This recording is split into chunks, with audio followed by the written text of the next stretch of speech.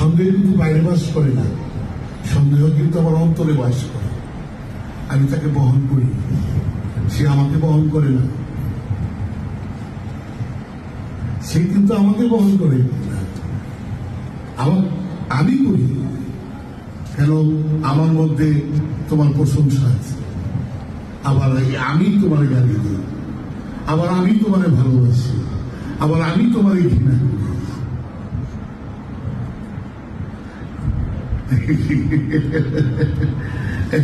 আমি দান করি, আবার একজন এটা ছিনে দিই। এটা কিন্তু আমি, আমার বাইরে না। আমার কথা কিন্তু তোমরা বুঝতে পারতেছো বাবা? এই চুরি করে কে আমি, পাহারা থেকে আমি, ডাকাতি করে কে আমি, 12 সাজে কে আমি। আমার মনে কিছু নাই তো, কেন আমি এগুলি সব মনে নিয়ে বহন করি। ওই যে আমার বাবা তোফায়েল আজম অনেক সুন্দর কথা বলছে। বুঝছো বাবা, আমরা কি কি নিয়ে বহন করি নিজেই দেখো না, কিন্তু তোমার বাইরে না। ঘৃণা আমার ভিতরে, ঘৃণা বাইরে থাকে নাকি? ঘৃণা কি বাইরে থাকে? ছেলে কি বাইরে না আমার মনে? বেদাত কি বাইরে না আমার মনে? তো আমি সব কিছু কিন্তু আমার মনে বহন করতেছি। এইগুলি কিন্তু একটাও ছাড়তে পারতেছি না। এগুলি নিয়ে ইবাদত করতেছি, এগুলি নিয়ে প্রার্থনা করতেছি, কিন্তু আমি যা করতেছি এগুলি থেকে সরে যাওয়ার, এগুলি ইসলাম বিরোধী। ইসলাম তাদের বিরুদ্ধে। এই বিষয়গুলি যদি বললাম, ইসলাম এইটারই বিরুদ্ধে। লোভ অন্তরে যাবে, বাইরে। তোমার মনে কি লোভ থাকে তো জাগবো, লোভ না থাকলে জাগবো না। আমার তো লোভ জাগে না, আমার তো লোভ জাগে না।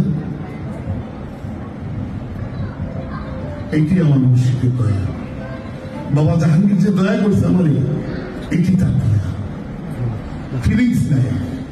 ছিল এক সময়, লোভ ছিল, চাহিদা ছিল, ফিলিংস ছিল, অনেক কিছু ছিল।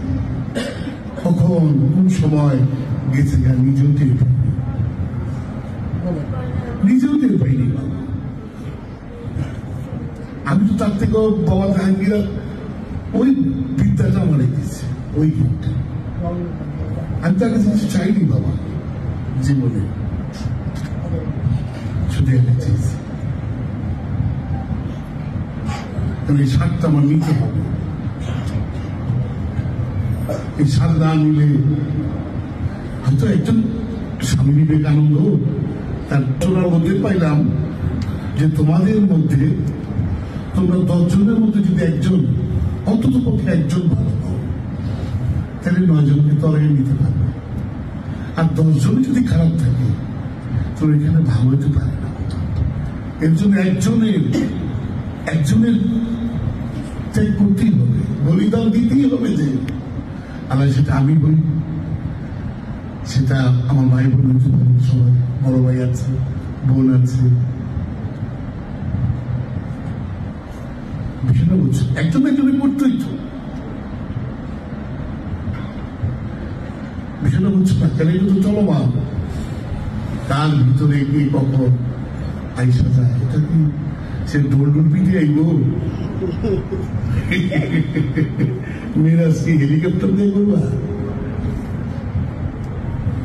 মেরাজ তো তোমার ভিতরে হবে।